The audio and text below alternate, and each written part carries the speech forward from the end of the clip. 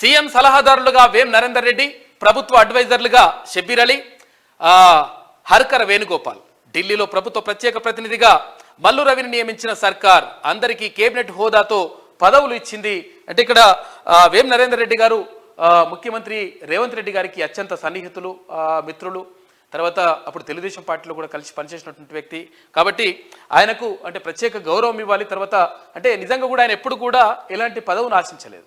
అయితే ఈ నేపథ్యంలో ఆయనకు సీఎం సలహాదారుగా ఆయనని తీసుకున్నట్టుగా కనిపిస్తూ ఉంది. తర్వాత షబ్బీర్ అలీ ఇక్కడ కామారెడ్డి సీటుకు సంబంధించి ఆయనను వదులుకొని తర్వాత ఆయన కూడా ఉన్నాడు కాబట్టి ఆయనను కూడా అంటే ప్రభుత్వానికి సంబంధించి అడ్వైజర్లుగా నియమించుకుంది ఈ ప్రభుత్వం. హర్కర వేణుగోపాల్ కూడా.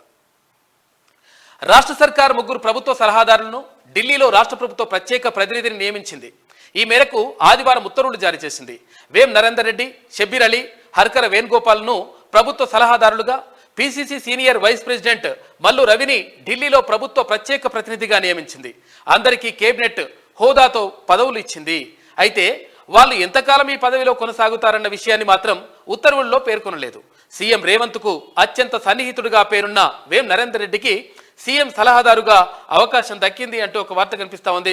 మొత్తం మీద ఇక్కడ కొంతమందిని ఇట్లా సెట్ చేస్తూ పోతా ఉంది ప్రభుత్వం. అంటే ఎవరైతే త్యాగం చేసిండ్రో, ఎవరైతే కొంతవరకు అంటే ఇక్కడ సీట్ల విషయంలో కానీ తర్వాత ప్రభుత్వ ఏర్పాటు కోసం ప్రయత్నం చేసిండ్రో వాళ్ళందరికీ కూడా అవకాశాలు ఇస్తూ వెళ్తా ఉన్నారు ముఖ్యమంత్రి రేవంత్ రెడ్డి.